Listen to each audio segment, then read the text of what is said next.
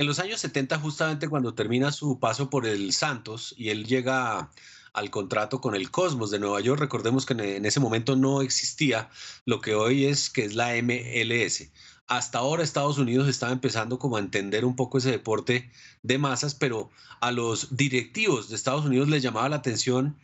especialmente lo que fue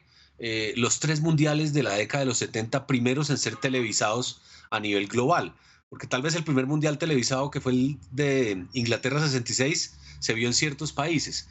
principalmente el Reino Unido. Pero después de México 70 y especialmente después de las Olimpiadas de México en el 68, se empezó a masificar las transmisiones de televisión en el mundo. Y pues obviamente Estados Unidos y su industria de entretenimiento siempre estuvieron de la mano con el cine, el radio y la televisión, observando aquellos fenómenos masivos, y a ellos les llamó mucho la atención que el fútbol fuera tan importante en otros países y no fuera importante en su propia nación. Así que comenzaron creando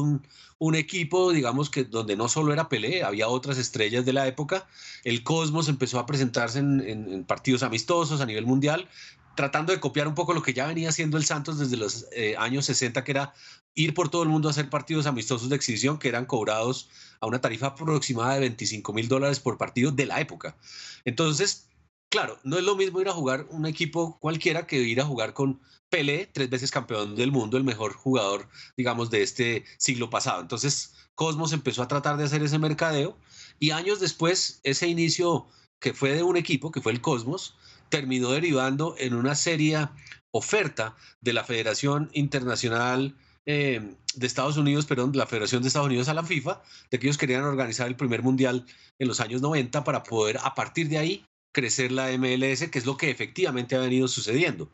Tal vez la única cosa que ellos no calcularon es que su fútbol se volvió mucho más exitoso a nivel femenino que a nivel masculino de una manera muy rápida. Y hoy podemos hablar de que Estados Unidos es una potencia mundial femenino, y en masculino pues lo vimos en su real dimensión en el Mundial de Qatar, que llegó hasta los octavos de final y en algunas ocasiones ha participado en mundiales con cierto nivel de éxito, pero a un nivel todavía muy preliminar, y la misma MLS todavía está en construcción. En ese sentido, Pelé fue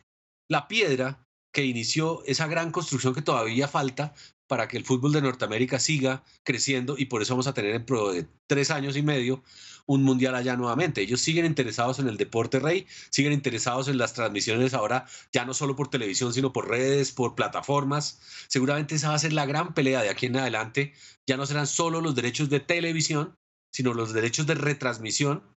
en otras tecnologías que de pronto ni siquiera conocemos en este momento. Pelé entonces se volvió como un símbolo, y adicionalmente tuvo en su extensa vida de exjugador contratos con compañías importantes como Mastercard, que lo que trataban era de validarse a través de Pelé. Pelé fue embajador de Mastercard y hizo muchas campañas de responsabilidad social en diferentes países, y hoy todavía vemos a Mastercard patrocinando algunos temas del fútbol a nivel internacional, pero la gran figura que ellos tuvieron en su momento para masificar también un producto que era difícil en algunas latitudes, pues fue utilizar la imagen de Pelé. Y hay que recordar también que él participó en muchos debates, en muchas conferencias, digamos, plataformas académicas donde lo llevaban como a ver qué podía opinarse en ciertos países para mejorar el fútbol, o qué cosas podían hacerse para que el fútbol fuera más fácil para la gente de bajos recursos, continentes de pronto no con tanto dinero, como nos pasa en América Latina, África o Asia. Porque pues como usted dice, el fútbol en Europa, digamos, concentra el recurso grande. Pelé de alguna manera fue una forma de mostrar que ese talento, y fíjense que hoy todavía existe, ese talento viene de países de Sudamérica. Acabamos de ganar el Mundial como Sudamérica con Argentina. Eh, y la idea es que los europeos se volvieron importadores del talento suramericano, pero obviamente aprendieron de él con figuras muchos años después, ya que estamos hablando que el primer importante brasilero que llegó al fútbol italiano fue después de la década del 70, fue Zico.